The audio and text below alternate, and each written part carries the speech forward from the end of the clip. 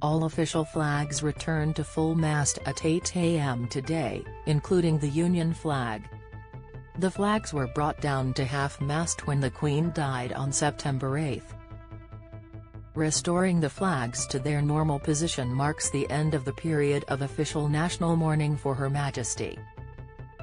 The Queen was buried in a private ceremony in Windsor on Monday evening, following a state funeral in London and military procession to Windsor Castle. The royal family themselves will go on to observe another full week of mourning. During this time, senior royals are not expected to carry out any formal duties.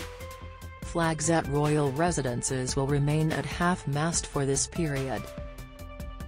They will be restored at 8 a.m. on September 27, the day after the period ends. Queen's official mourning ends as Union flags return to full mast across UK. Image, Getty, the Union flag flying above Westminster Hall, where the Queen lay in state. Image, Getty. Buckingham Palace has said royal household staff, representatives of the household on official duties and troops committed to ceremonial duties will also observe the extended mourning period. 2,000 people, including foreign royalty and world leaders, gathered yesterday at Westminster Abbey for Her Majesty's funeral. The Dean of Westminster paid tribute to her lifelong sense of duty. Archbishop of Canterbury Justin Welby also spoke of the affection so many people felt for the late monarch. He said, "Few leaders receive the outpouring of love we have seen."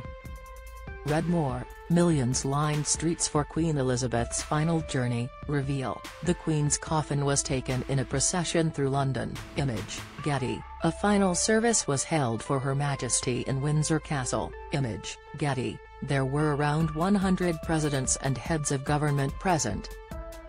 This included US President Joe Biden, French President Emmanuel Macron, New Zealand Prime Minister Jacinda Ardern, and Canadian Prime Minister Justin Trudeau. Royal families from around the globe also attended, with kings, queens and emperors from Denmark, Spain, Sweden, Norway, Belgium, the Netherlands, Japan, Malaysia and Jordan present.